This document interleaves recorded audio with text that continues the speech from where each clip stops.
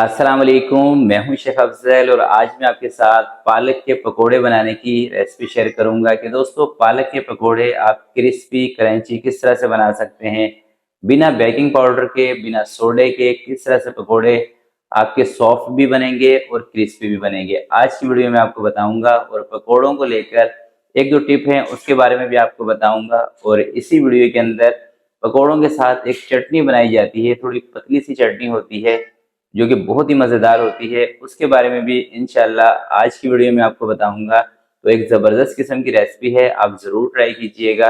और दोस्तों आपसे रिक्वेस्ट मैं यही करूंगा कि इस रेसिपी को आपने एज इट इज़ बनाना है, कॉपी करके बनाना है। जिस तरह से मैं आपको बताऊंगा, जो जो चीज़ें मैं आपको इसमें बताऊंगा सेम वही चीज़ें लेके आपने बनानी है और उसी टेक्निक से आपने पकौड़े बनाने हैं जैसे आज की वीडियो में मैं आपको बताऊंगा। वैसे तो आप पकौड़े बनाते ही होंगे अपने अपने स्टाइल से, मगर एक मरतबा आप मेरी इस रेसिपी से पकोड़े बना के देखिएगा, इंशाल्लाह आपको मज़ा आएगा ये बनाकर।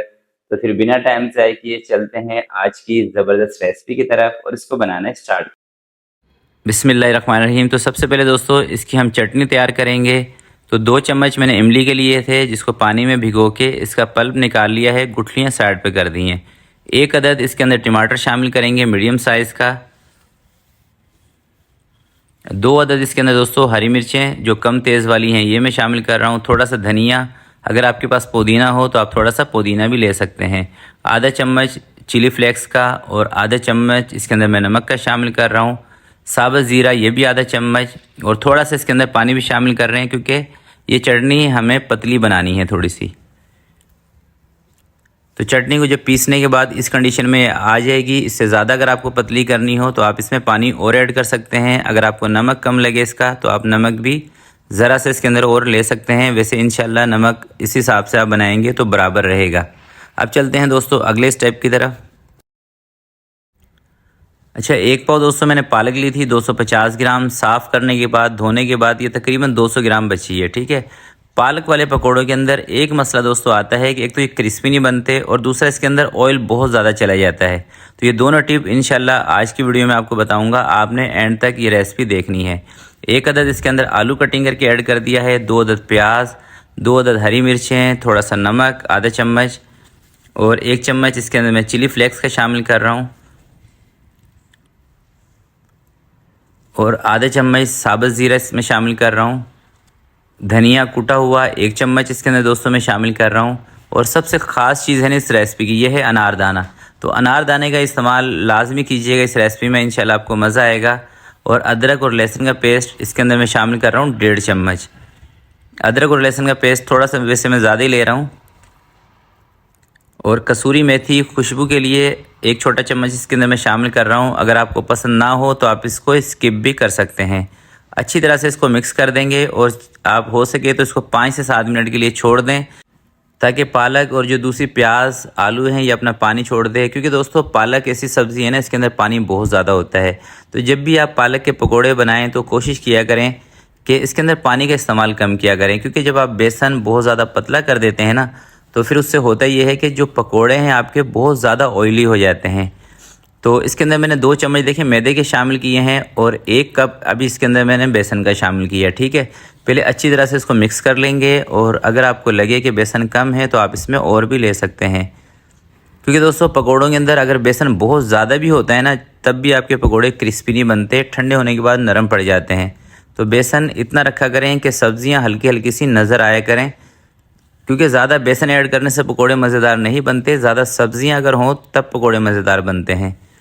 तो आधा कप इसके अंदर मैंने और बेसन ऐड कर दिया है। और याद रखिएगा अभी तक इसके अंदर मैंने पानी नहीं ऐड किया है, मगर मुझे ये लग रहा है कि थोड़ा सा ये ज़्यादा सख्त है, तो इसलिए हल्का सा पानी का छींटा इसके अंदर मैंने लगा दिया है। थोड़ा सा इसको मिक्स करेंगे अच्छी तरह से। और ये देखें मैं इसको थोड़ा सा जानदार रख रहा हूँ, जिससे मैंने आपको बताया था ना कि अगर आप पतले बेसन के पकोड़े बनाते हैं ना, एक तो क्योंकि बेसन में पानी ज़्यादा होने की वजह से वो ऑयल भी ज़्यादा उठाएंगे और वो देर से पकेंगे और क्रिस्पी भी नहीं होंगे। तो ये वजह होती है कि अगर आप ज़्यादा पानी इसमें डाल देंगे, ज़्यादा पतला कर देंगे पकोड़ों का जो बेसन है, तो फिर ये प्रॉब्लम आपके साथ आएगी। तो मैं दोस्तों थोड़े बड़े बड़े पकोड़े बनाऊँगा, और पकोड़े बनाते वक्त अगर आप अपने हाथों को थोड़ा सा पानी लगा लेंगे ना तो बेसन चिपकेगा नहीं हाथों को। तो अब पकोड़े बनाने स्टार्ट करते हैं। ऑयल हमारा गर्म है जो कि मैंने साइड पर रखा हुआ है। तो देखें दोस्तों, जब आप पकोड़े आपने बनाने हैं ना, खासकर पालक के पकोड़े, तो इसमें एक चीज़ का आपने ख्याल करना है कि इनको ठंडे ऑयल के अंदर फ्राई नहीं करना।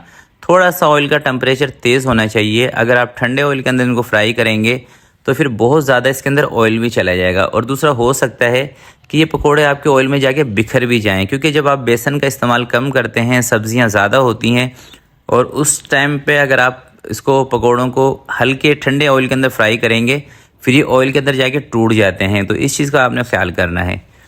तो मैं हमेशा की तरह दोस्तों पकोड़ों को 2 मरतबा फ्राई करता हूँ। एक दफ़ा थोड़े बड़े बड़े बना लेता हूँ, जैसे भी आपको नज़र आ रहे हैं, और दोबारा जब हम इसको फ्राई करेंगे तो छोटा करके फ्राई करेंगे।